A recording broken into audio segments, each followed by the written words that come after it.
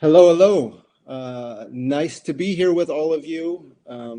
Great to have this moment to take out of our day to talk about something really, really important. We're talking about water today.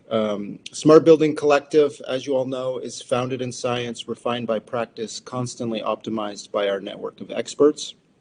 And today we're being joined by Raymond Tiemann, who's the director of sales at Smartvatten.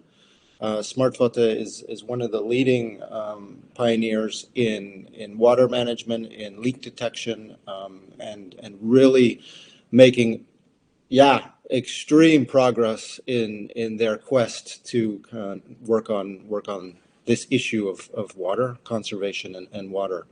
I know it's a passionate-led team, and I'm excited to have Raymond here today to talk about it, to learn from him, but also to learn about this incredible company and the incredible solution. So they just recently achieved solution certification against the SBC framework.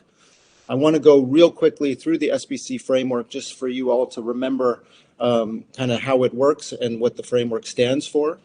We dive into different aspects of smart building in this framework. So building usage is really about how is the asset being utilized, how can we see how it's being used, and at what point. So water is definitely an indicator of this, and water also how much you use and these types of things can give you a lot of insight. Building performance is how well does the asset perform from a sustainability perspective. So thinking about energy management, but also water management. Does the water systems of the building work effectively? Is there leakage? These types of things. So Smartvatten is definitely impacting this greatly. And then it dives into ESG and EU taxonomy and these types of things. That's all coming from this building performance aspect. So I assume we're going to talk a lot about that today in today's session. Building environment is all about health and well-being, thinking about light, sound, air quality, but also water quality. So building environment is a very fundamental, important piece to how well an asset delivers on its promises. Safety and security is about physical and digital. So as we digitize buildings, cybersecurity is becoming more and more important and relevant. So we'll touch on that today. And the safety piece is also the physical safety of people, which, of course, if there's different ways to be making sure that people are safe. User behavior and collaboration is how do people interact with the building, but also interact with each other. Smart building allows us to really create a connection with people, with the users, with how the facility managers, with how the different stakeholders are interacting with this building. And these solutions really create that bridge, create that link. And then all of this is brought together, of course, with connectivity and infrastructure. Without connectivity and infrastructure, the whole thing falls over. So, we do need to talk about, what kind of connectivity is required, definitely for putting in smart building infrastructure. But integrative design is also saying, well, how can we, with the least amount of technology, maximize the value in all of these areas? We recently did an interview with Raymond and Jan from Spectral, which was a perfect example of how two companies are working together to make this integrative design possible. And we're seeing more and more kind of streamlined integrative design. We're seeing a rationalization right now of smart features and making sure that we're truly getting value from each one that we're using. So this integrative design piece is just more and more important and relevant. So without further ado, I want to pull Raymond onto stage, and we're just going to have a talk and go through each one of these. So let's get started. Hello, hello. Good morning. Good morning. Hey, Raymond. How are you? Good, good. Everything's going well. Just back from the holiday season a bit. As you may know, Finland is usually having holidays during the whole month of July. So Yeah. entire head office was closed during the month, but no emergencies, no really urgent matters to attend to. So went pretty smooth, and now everyone's starting to come back, and yeah, the company is alive again. Let's sort of say. Wonderful. Yeah. Amazing. So yeah, we're leading into the fall. The fall is going to be busy. I can feel it for a lot of us in the smart building space. But let's take this moment, a step back. You've been with Smartvatten for a while. I think it would be great if you could introduce yourself, Yeah, sure. but also maybe give a little bit of the history of where did Smartvatten come from. You guys just did a rebrand, so maybe there's a story behind that. But yeah, you guys are making incredible progress. Let's dive into it. Yeah.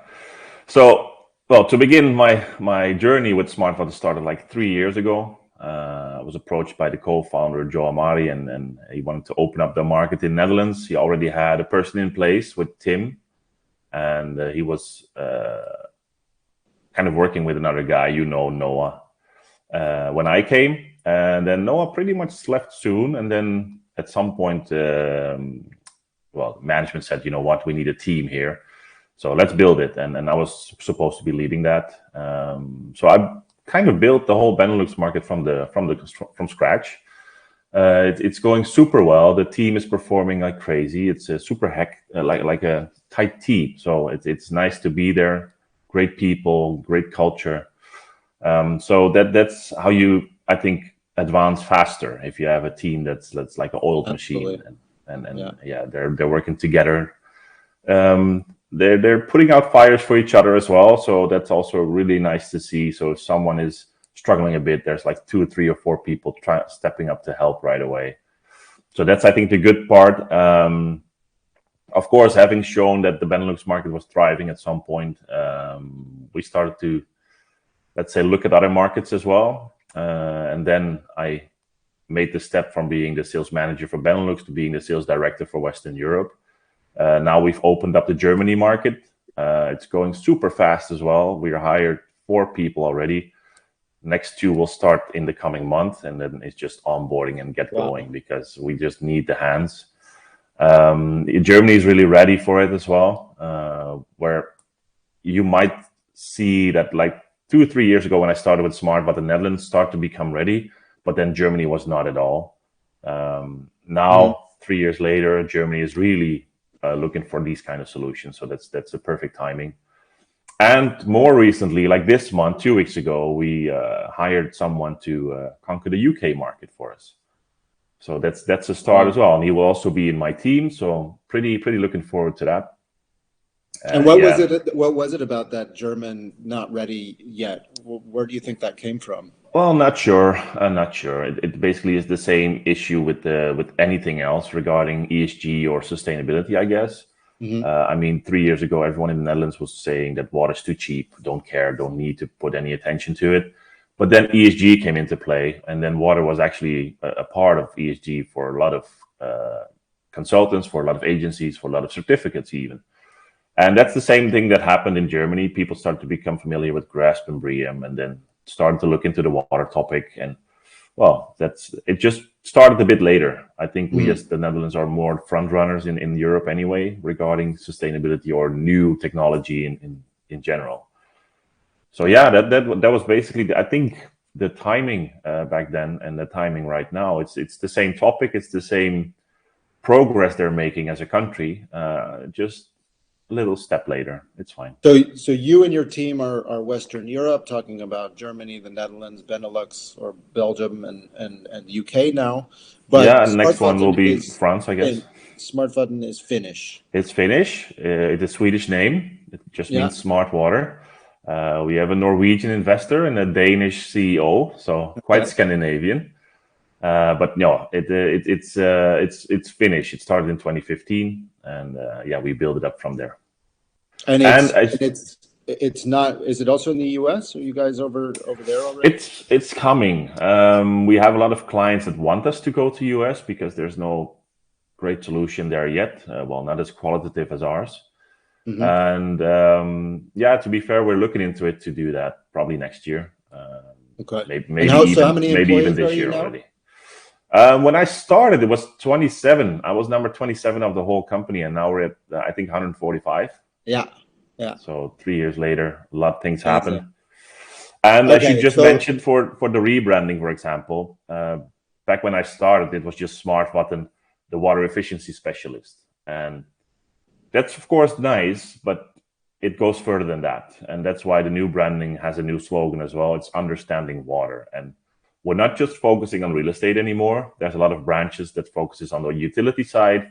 And at the same time, we're also looking at not just the clean water network, but also the wastewater network.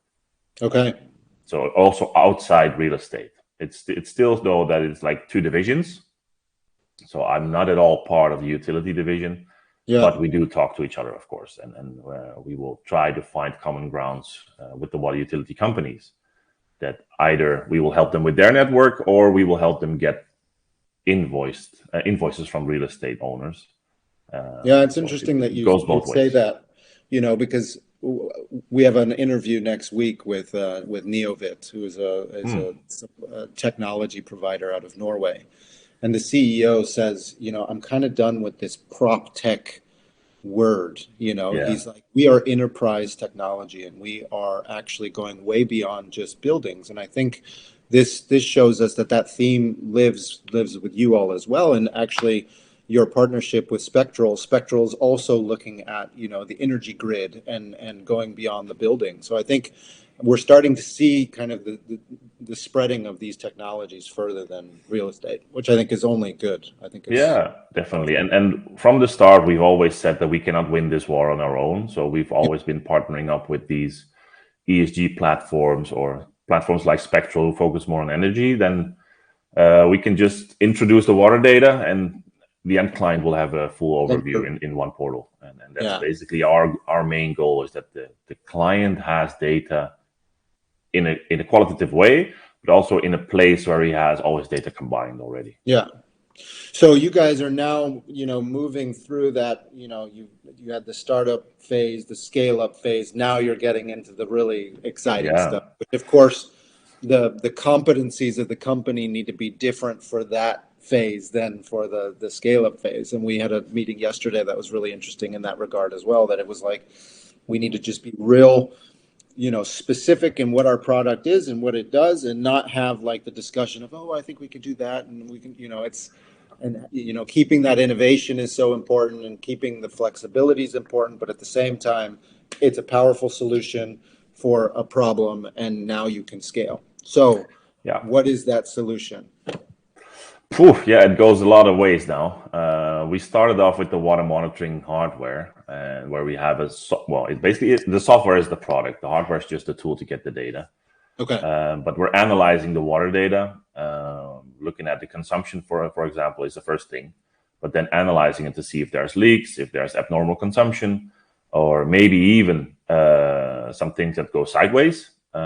Maybe not a leak, but a lot of water is used, for example. So we can then advise on the installations of buildings. For example, standard toilet flushes 12 liters, could easily be done with 3 liters as well. You just need to tweak the toilet or upgrade them. Those kind of things. And it all starts with monitoring the water consumption, because then you have some data, then you get to get some insights. And using that data, you can not only analyze it, but you can also use it as creating awareness with your tenants, with the building owners, and at the same time preventing leaks, or, well, we cannot prevent them, but we can prevent huge damage. So we can prevent the damage from getting bigger once the leak has started. And of course, once it's leaking, it can go a lot of ways. It can go leaking into the sewer, and that's fine. There's no damage, but still you're losing water. They can also be damaged, and in that way, the building owners would like to be aware, because it's not only damage to their building, it's also a decrease of value of the building. Yeah. Because if you need to do massive repairs, you know that you can never sell it for as big of a price as you would have without the damage. And at the same time, it's not just about the value of the building, but it's also about health. And as you have in your SBC framework, once a leak has started and you don't know, you're not aware, there's a lot of chance that there's going to be mold in the building. And of course, that's not healthy at all. So preferably every tiny leak is taken care of. And as you mentioned, we have solutions in place, and it's becoming more and more. Recently, we've introduced sub-metering, We've introduced smart valves, so when a leak occurs, we can actually cut off the water remotely. Oh, wow. It's something we've introduced in Finland and Sweden right now. Hopefully, we can bring it to the Dutch market and the rest of Europe soon. But it's something that we're trying to evolve throughout the years and really understand water, really understand what real estate owners want. And as said before, 3 years ago, everyone was like, no, water is too cheap. We don't care. That has shifted. People do care, especially with all the drought going on outside and in Southern Europe, especially. Even in the Netherlands last year. This year was pretty wet. But still, though, there's not a lot of drinking water left, and we need to be very, very conscious about it. Even though there was a lot of rain, it doesn't necessarily mean that we have enough drinking water. And that's a mistake that people make. Like, everyone assumes that there's water. But I think it's 0.03% of all the water in the world is drinkable. Yeah.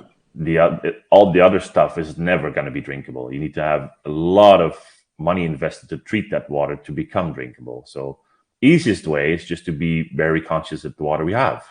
That's what we're trying to do. I think the main goal is creating awareness. Yeah, I love that purpose-driven approach from Smartvatten. That there's a reason we're doing this, and it's really, really important. Actually, it's not only financial, and there are financial aspects to it. And unfortunately, the world does move with those financial aspects. So there's plenty of those, but it's really important topic. Absolutely. Yeah, and to be fair, I think it's fine if people look at the finance stuff as well. Of course, it would be very nice if they just look at the purpose side, and then it's an easy decision. But I do get that sometimes you need to show responsibility over your budget, or you need to have some proof in place that it's actually going to have some return. So we do return on investment calculations together with our prospects or potential clients, and then we're showing them that, hey, if you're monitoring this amount of buildings with these amount of water meters and your usage is that, you can save a lot of money already on water. But at the same time, we know that there's also hot water involved. So you can also bring that energy aspect in the calculation and say, hey, if you manage to save 20% of water, it's easy, also 5% of energy you're saving. And then the money aspect becomes a lot more. And at the same time, it's not just about saving money, we're also creating value for the building. So adding our service to your building also increases the value of the building because it's more sustainable. You can get you go within the BREEAM certificate or within your certificate, you come to the next level. Yeah. And then showing that to the next potential buyer is, of course, increasing value on the spot. Yeah, and these certifications are becoming more and more under review, right? When it used to be, oh, you have the certification, great, I'll take your word for it that this is worth more. They make those purchases or whatever. But now it's people are saying, okay, you got this platinum smart building certification. What did you do to get that? And that's where these kinds of infrastructures are very, important. Yeah, and it's also, I think, for you to be very honest, like not just give away these certificates like fresh buns, but also make sure 100%. that you go by the rules. And if your certificate is known for being strict and for being on top of every topic, then I think it will be easier to assume that everything's okay if they show that. Yeah, 100%. So let's dive into some of these value cases a little bit by going through the SBC framework. Yeah. And talking a little bit about Smartvatten for each one. And of course, Smartvatten is a very unique solution. I like what you said. If I summarize it, it's on portfolio level, it's on building level. You guys are now kind of moving outside of real estate even. And then you're doing metering on total level for the building, but you also have the ability to start doing it on sub level, which is really cool because you start to get more detail from your asset and from your portfolio of assets, which is really cool. Yeah, and I think one of the main things that we did over the last year is that we used to already send out these monthly reports on asset level that you could already see your consumption, your leaks, and how good you score on our benchmarking. Water efficiency index is what we call it. But now we've introduced a portfolio benchmarking report. So you can also benchmark within your portfolio, but you can also benchmark your portfolio against other portfolios. Of course, It's anonymous. We don't want to get in the mess of GDPR, but In a way, if it's your own portfolio, you can actually benchmark with your own buildings. And Yeah. for example, we did a great project with AXA Capital, and they have like, well, so many assets that it's really good to see which assets we should focus on, because we take, I think it's roughly 300 assets we're monitoring for them now. And then we did the portfolio review, and then it basically showed that, let's say, 13 or 14 of those 300 need some attention when it comes to water efficiency. And then we go sit with them and say, hey, there could be installations to be upgraded, but it could also be maintenance that we should look at. There's a lot of things that we can advise on.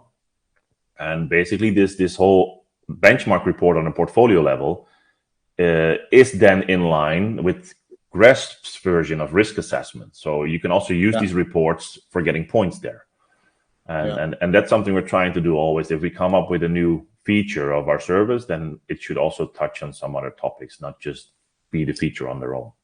So when we look at like our module on building usage as an example, right? Yeah. So, building usage is about how well is the asset being utilized? Is it, do you have occupancy data, these types of things? I would imagine you guys get some pretty good insight from how water is being used throughout the asset. And then do you guys correlate that sometimes with kind of how busy the building is, and then see, what the impact is of how many people are using this much water? Are you guys that far, or?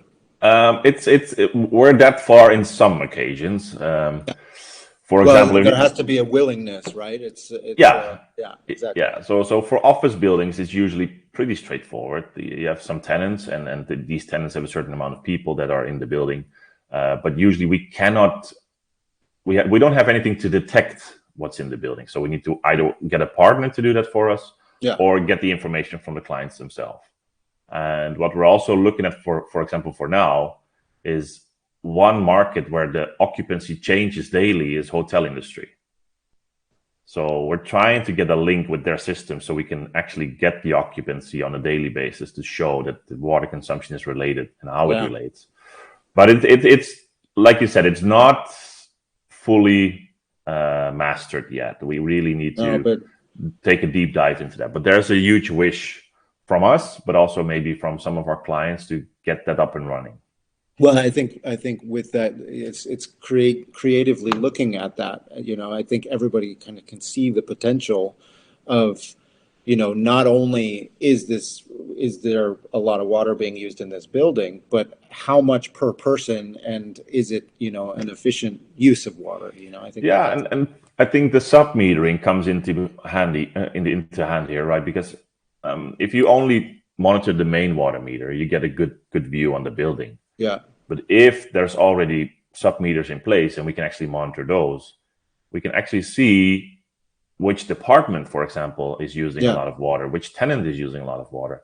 And at the same time, we can see, who's least efficient. And you can create like this gamification of, hey, let's be most efficient of the building.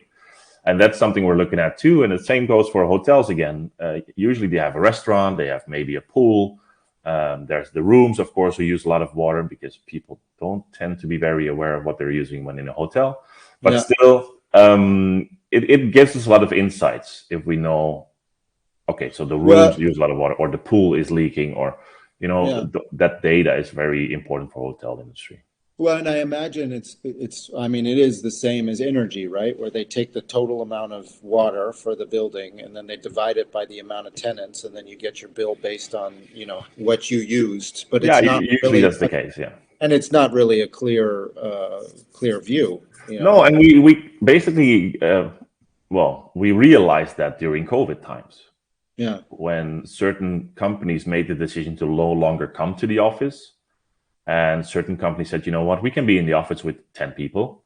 And then what you had is that, let's say you were renting 100 square meters. I was just renting 10 square meters. I would bring 10 people in and you would not come at all. But you would still be billed 10 times as more as I was, because you had 100 square meters, I had 10. And that's where people start to realize, like, hey, this is not really fair. We should be billed on what we're using. And that's why you now see a lot of movement in the office areas where they actually want these sub-meterings in place, because, of course, there's common areas. You can still have the same mathematical ways of processing that data. But still, if you have an own meter, that will make it a lot easier to get billed what you actually used. Yeah. So if we move to the next module of building performance, I think it's very clear, what you guys are doing as far as seeing how the asset, performs, where the leakage is, these types of things. But another aspect that's so prevalent right now in building performance is this movement to ESG and EU taxonomy, and really being much more conscientious of how your asset is reporting and performing. Can you say a little bit about where you guys are with that and what you guys are doing to support that movement, and how do you help kind of the building performance aspect of the ESG team, I guess, the sustainability? Yeah. Well, usually we do talk to ESG managers or ESG teams. That's usually our starting point, because those are the ones that are really longing for this data. So that's where that's actually your entry point to the usually we try to have an entry point there. Of course, also with C-level management, that's usually the easy way. But ESG usually has this topic on their plate anyway. So why not start there?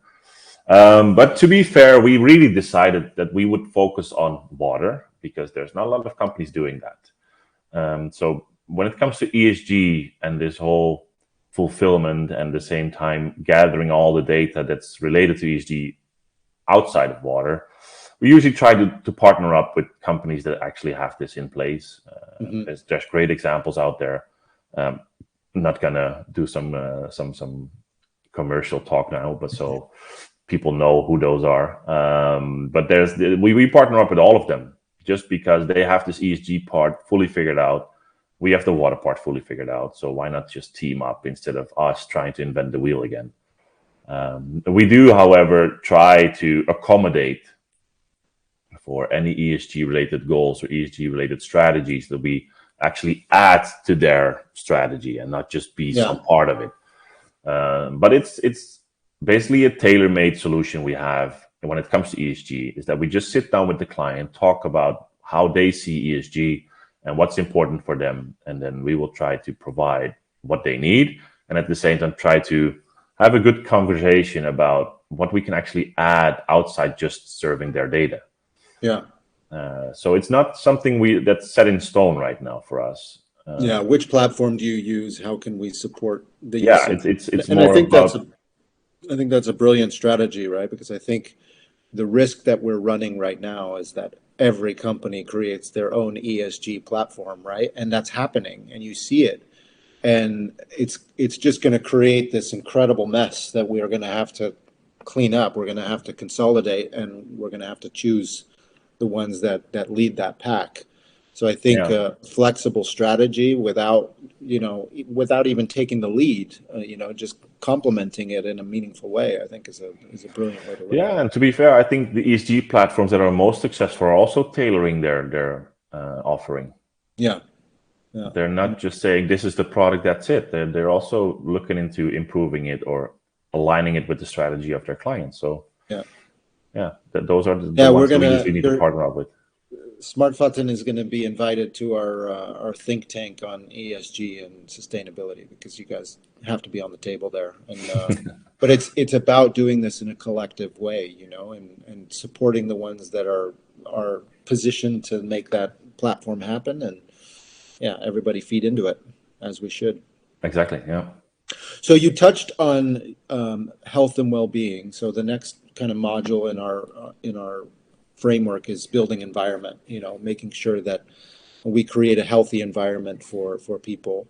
You said, if there's leakage, you can that can cause mold and people can get sick. Are there other things we should be thinking about from a health perspective that well, obviously helps with? Obviously, there's the quality of water. With our current system, we can only see what's consumed by the building. We cannot see the quality of water. However, for example, Legionella bacteria is something that's really common, especially during COVID. It was a top priority to not have that in your building, with all of the standing still water in the pipes. And 100%. Obviously, we cannot measure temperature, which is also a huge factor when it comes to Legionella. but we can see if there's a lot of consumption. Still, I'm not saying that we can, like, say definitively that there's no Legionella in the building, because it builds up at the dead ends of pipes, right? Yeah. So even though there's a lot of consumption, there can still be one tab or one toilet that's never used. So still there can be Legionella buildup. So I'm not saying at all that we're preventing that, but we can give you an indication. Like if there's a lot of consumption, it usually is okay. And if there's consumption every minute, it should be okay. And in the end, Yeah. it's all about hands on the ground or feet on the ground, people in the building who should check if every dead end of the network is used or flushed. Yeah. But it's something we can give an indicator to. It's nothing tangible in a way that you can say, okay, we've covered the Legionella part. No, but it's well, like I said, it's an indicator. And is that an area of innovation maybe that you guys may go to at some point? Well, I think before we started this chat, we had a talk about smart metering, and I think we're touching upon it later. But there's a couple of smart water meters out there now that also measure temperature, for example. Yeah. And if we can gather that data as well into our platform, we can do the correlation, right? So then we can actually give a definitive answer. But it's not something that our hardware can do right now. And those shutoffs are important too, right? Like that's definitely how you kill the line that is creating the Legionella. Yeah, but at the same time, we're creating a line because we're cutting the water at some point, and then it stands still in a different position. So we need to make sure that it's not standing still too long. But no, the valve that we briefly touched upon is more for if you have a massive leak during the night, we can just cut off the water, and then you need to fix the leak before we open up the water again. So it's more about damage control rather than being a health thing. Yeah. Cool. So, the next module is safety and security, which I think in this regard, talking cyber security a little bit. I think physical safety, I think as long as you're supporting the health initiatives, we're keeping people as safe as we can with water, and preventing leaks, I guess, keeps people safe too. But what are you guys doing cyber security wise? I mean, there was this big case, right, where in the US there was a hack into a building where they stole thousands and thousands of credit cards, and the way that they did it is they went through the climate sensor. And they got all the way to the credit card information, meaning that it was just on the wrong network. It was on the same network as some of this other stuff.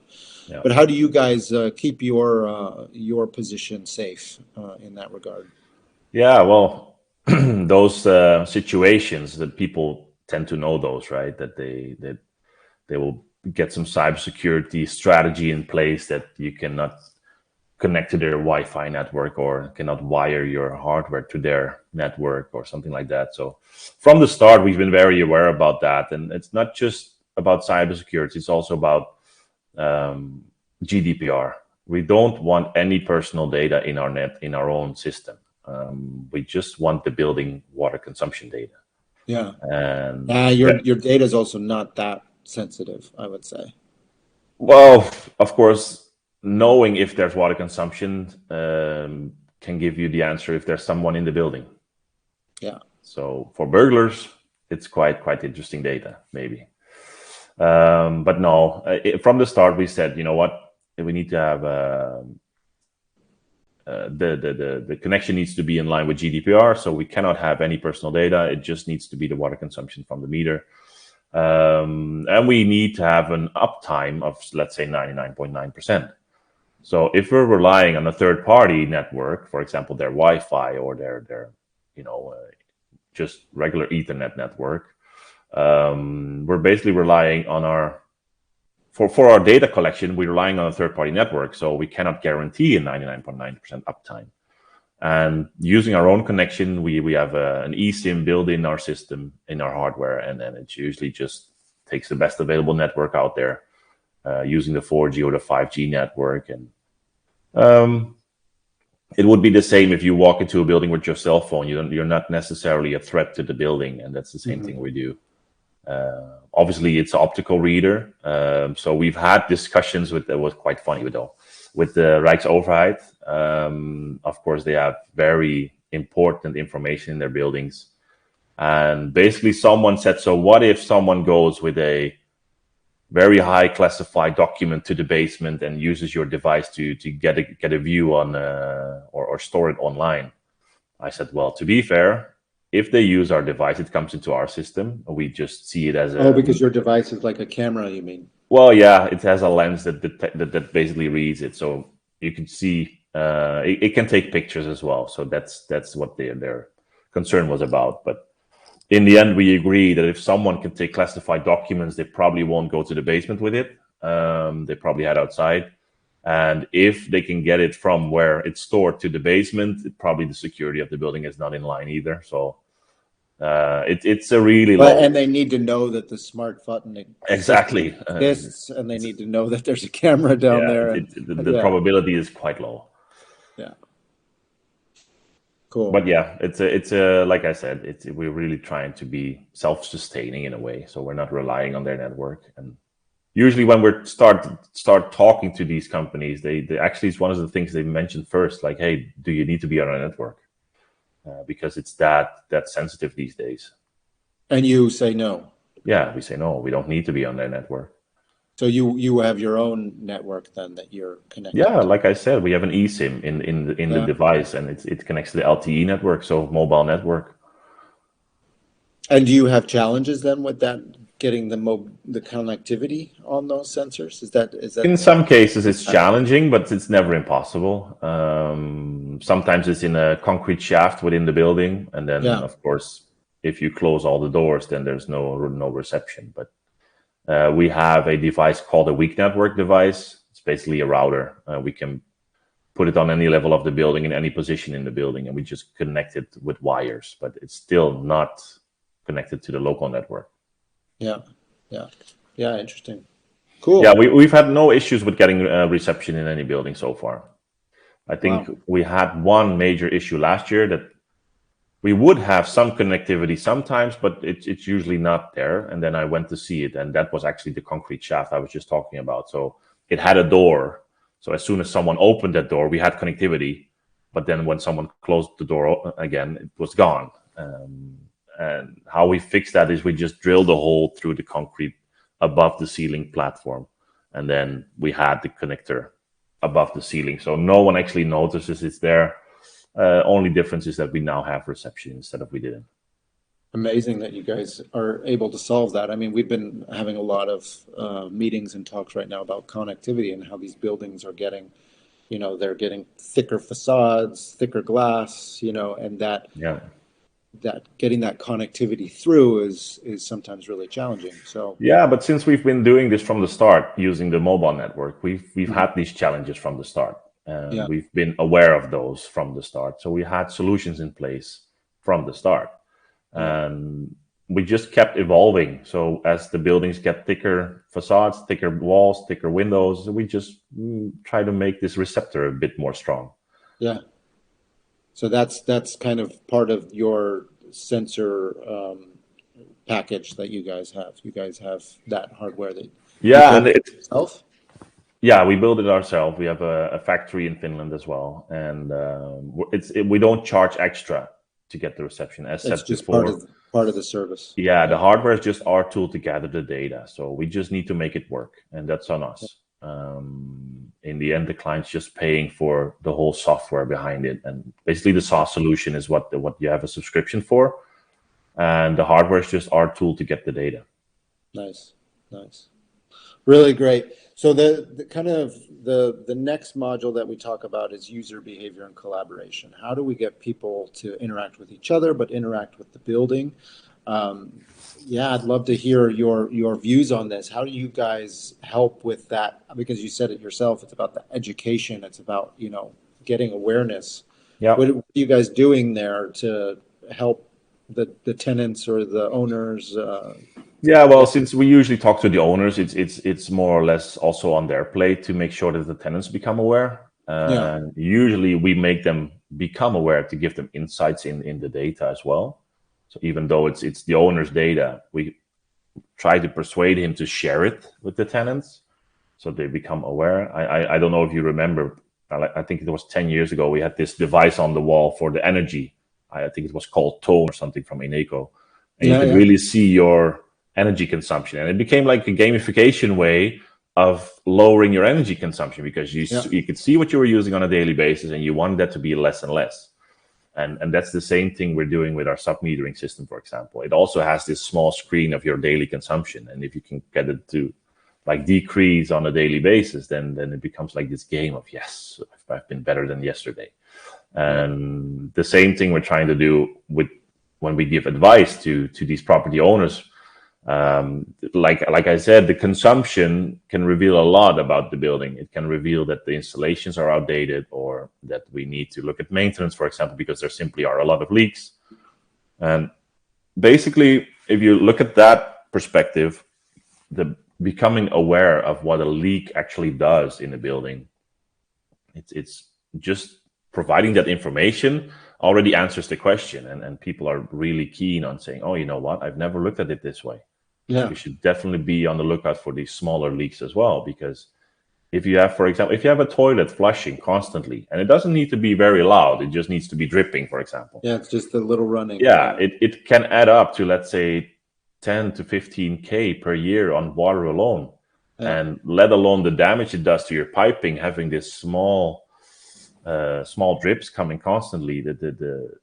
It's just breaking up the network at some point. yeah, But yeah, yeah, that's just it. It can come from so many ways. You can use the report, you can use the leak detection, you can use the data, but you can at the same time look at the ESG strategy. Are we getting there? It's their way of making people aware, because usually and that's they and that's what I love about the smart building space we're in right now, right? It's still pretty early days. People are still getting used to it. So it just brings this incredible level of opportunity just around creativity, like how do we do these things better? And that's why when we've certified buildings, we don't see a single one that's the same. They're all completely different. They're all, so varying in the way that they do things. Yeah, and I Um, think when you look at this topic within the framework, it's also about collaboration, right? So you're doing yeah, it together. yeah, It's not something like, hey, we have a solution, here you have it, enjoy. We really want to be a part of the solution. So we are in contact constantly. Every quarter we have evaluation moments that we're looking at, like, hey, is it going the way you had imagined? Is there something we can do better? Is there something you can do better from your end? yeah. And that's the constant conversation that we're having. And Love that. it's not just about, hey, here's some data, enjoy, have fun Yeah, with it. And that's usually the case, right? If you have, for example, an energy contract, or with one of these main energy providers, you just get an app, you get a login, and there's data. yeah, But there's not a lot of advice. There's not a lot of guidance. It's, yeah, in a generic way, maybe they will yeah, tell you to shut off all the constant devices in your house. But yeah, well, that's not really yeah. an advice. It's just like generic way of saying, yes, that's how you save energy. And that's not something we want to be. We want to not to be this generic water data supplier. We just want to Okay. be. We really want to focus on the water efficiency, so it doesn't stop at providing data. So you guys are really sitting with them regularly to kind of go through it. Yeah, we actually have this whole customer success department. To be fair, they're trying to make it a success with the client, Hmm. make sure that they're getting from our service what they want and what they need. And if they need something that we're not providing, then we're definitely going to look into how we can solve it or how we can provide it. Yeah. And that's But something that's I think it, challenging as you guys scale to the size that you're well, thing. it can be challenging, but in a way, you need to just make some things a priority. If it's a Yeah. huge client, obviously it has more priority. And then Yeah. at the same time, if it's something that you can do fast, or if it's a quick fix, don't let it wait. Don't wait to do it when you have time. If it's a quick fix, just do it today. Yeah. And usually that's also something that really our clients experience as being positive, that we're on top of it, and that we're listening to them, and that we're not just doing what we have as an intention, but we're also looking at what their intentions are. And Yeah. I think it's a collaboration, as you So have put the word there. so I think that's a good bridge to, we talked about connectivity in detail, which is fantastic how you guys approach that. integrative design is this idea of working with people, right? It's not only about technology integrating with each other, it's about process, it's about people. So you've already touched on that a little bit with how you do that with your client. We talked in our last interview about your integration with Spectral. So There's partners. we know you're capable of that. But what is your guys' kind of philosophy on integration with other providers, other technologies? And how should people see that? Do you do it alone often, or do you always integrate, or how should we see that? Well, it's like I said, the client side and the partner side is something that we really just grew into in a way. Yeah. Like some client was using some platform, and then they wanted our data in that platform. They didn't want to work on two portals, so that was an easy way. But I think you're also referring to the water utility companies, for example. In the end, it's their water meters we're monitoring. So we need to be very careful to not damage it. And of course, we don't. Our installation is non-invasive anyway, so there's no power tools needed. You can take it off if you want it, our hardware, so that's easy.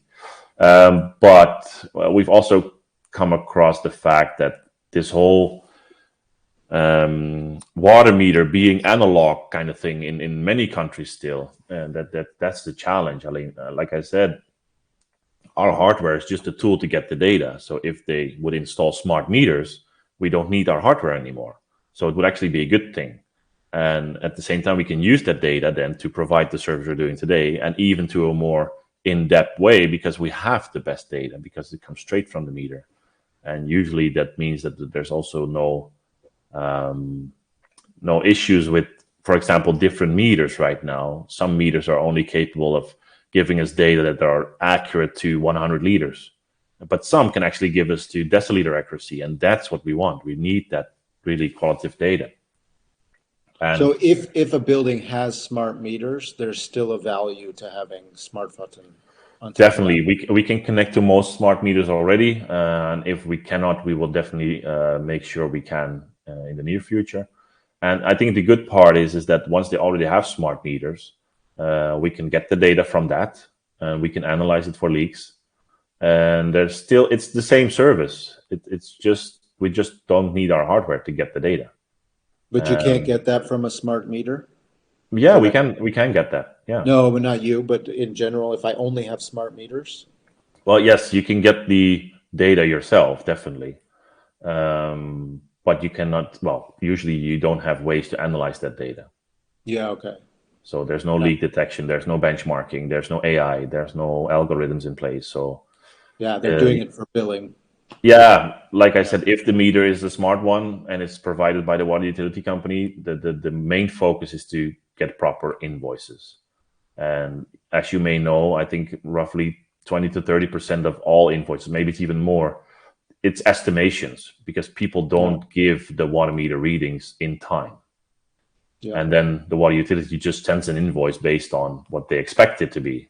And well, that's something that the water utility companies are struggling with. We have had talks with a lot of them to actually say, you know what, we have that data. We have water meter readings. So if you just check with the client that you can get that data from us, we're more than happy to provide, but it's not our data. It's the clients. So that's something we are in constant talk with. For example, in the Netherlands, we're in talks with all of the water companies, and we're trying to really get them to the era of smart meters. Yeah. But yeah, usually they give us the talk that it's expensive to change them all, which is totally true. These smart meters are not cheap, and if you have like thousands to change, it's gonna be an expensive one. And of course, the water utility companies are government owned, so they don't make a profit, so they don't really have a lot of fundings to invest. So yeah, there's an issue there. But probably it will take roughly 10 to 15 years before major cities are on smart meters. And I'm not even talking about villages or industrial areas. Yeah. So for the next 10 to 15 years, we probably have a need for our hardware anyway, in many countries, because I don't think the smart meter transition will be in one day. It will be slowly but surely, I guess. Well, and the Netherlands is quite advanced. You know, I think Yeah. there's a lot of countries that are nowhere near that. No, if you look, for example, and it's quite funny, we've now come to see those countries a bit more through our current client base. But if you look at France or Spain or Italy, usually sometimes they don't even have a water meter, so they don't have anything, or it's outside in a well, outside underwater. It's usually impossible to get there. So that's an issue. And even in Spain and Italy, I remember there's some water meters who are just like on the sideway. So it's on the side of the building outside. So if we put our device on, it just kicks off. Yeah, People just, there's vandalism there. And yeah. we have had this location in the middle of Madrid where the water meter was situated outside in a narrow like path and no cameras, nothing. So every day we would install a new one, and then the next day it was kicked off again. And then, Wow. yeah, then we came up with this new solution where it's like a metal casing around it. You cannot enter it.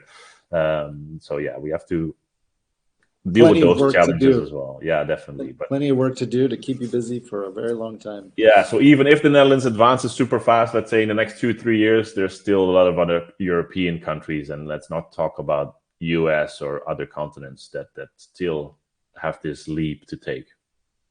So, thank you so much for all of this. I think it Yeah, gives quite the big talk. yeah, it gives our viewers a very good idea of exactly what Smartvatten can do for them, how it works. Yeah, and I do have to. Is it an expensive thing to do? Is it reasonable? I think it's reasonable. It all depends, of course, on how many assets you have, how many water meters you want us to monitor, because we do work with volume-based pricing. Okay. So the more you have, the cheaper per meter it will be. Yeah. But in the end, this was a lot of information for everyone to digest anyway. So I would always like to recommend that if they still have questions, just let me know. Yeah. How did they get in touch with you? Yeah, by email. I think it's probably on your network as well. I'm Yeah, in we'll there. we'll put it in the comments below. Yeah, and otherwise give me a phone call. That's also fine. I think if you go to the Smartvatten website, I think my phone number is on there somewhere. Yeah, really great, really great. Appreciate your time, and Thank you. We'll be in touch with many more exciting things in the future.